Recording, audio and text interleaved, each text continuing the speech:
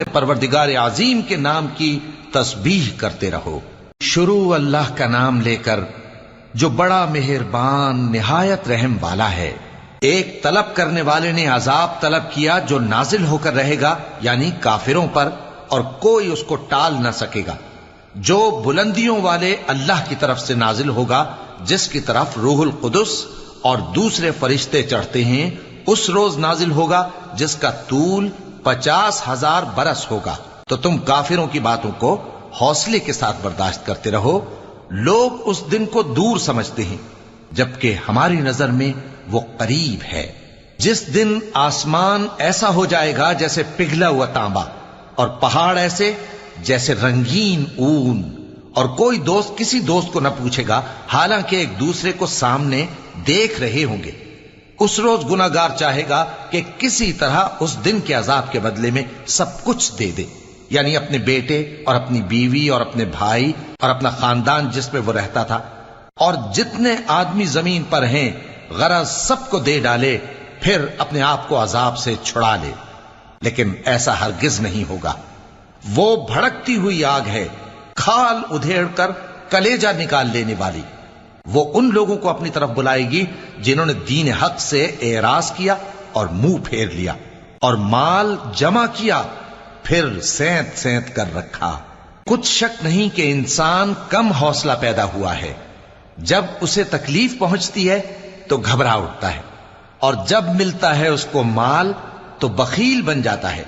مگر نماز ادا کرنے والے جو نماز کا التزام رکھتے اور ہمیشہ پڑھتے ہیں، اور جن کے مال میں حصہ مقرر ہے، یعنی مانگنے والے کا اور نہ مانگنے والے کا، اور جو روز جزا کو سچ سمجھتے ہیں، اور جو اپنے پروردگار کے عذاب سے خوف رکھتے ہیں، بے شک ان کے پروردگار کا عذاب ہے ہی ایسا کہ اس سے بے خوف نہ ہوا جائے۔ اور جو اپنی شرمگاہوں کی حفاظت کرتے ہیں مگر اپنی بیویوں یا باندیوں سے کہ ان کے پاس جانے میں انہیں کچھ ملامت نہیں، اور جو لوگ ان کے سوا اور طریقے ڈھونڈیں تو وہ حد سے نکل جانے والے ہیں، اور جو اپنی امانتوں اور اپنے عہد و پیمان کا پاس کرتے ہیں، اور جو اپنی گواہیوں پر قائم رہتے ہیں، اور جو اپنی نماز کی پابندی کرتے ہیں، یہی لوگ جنتوں میں عزت و اکرام سے ہوں گے۔ تو اے نبی، ان کافروں کو کیا ہوا ہے کہ تمہاری طرف دوڑے چلے آتے ہیں، دائیں اور بائیں سے گروہ گروہ ہو کر جمع ہوتے جاتے ہیں؟ کیا ان میں سے ہر شخص یہ امید رکھتا ہے کہ نعمت کے باغ میں داخل کیا جائے گا؟ ہرگز نہیں۔ ہم نے ان کو اس چیز سے پیدا کیا ہے جسے یہ جانتے ہیں۔ پس مشرقوں اور مغربوں کے مالک کی قسم کہ ہم طاقت رکھتے ہیں، یعنی اس بات پر کہ ان سے بہتر لوگ بدل لائیں، اور ہم عاجز نہیں ہیں۔ تو اے پیغمبر، ان کو باطل میں پڑے رہنے اور کھیل لینے دو، یہاں تک کہ جس دن کا ان سے وعدہ کیا جاتا ہے وہ ان کے سامنے آ موجود ہو۔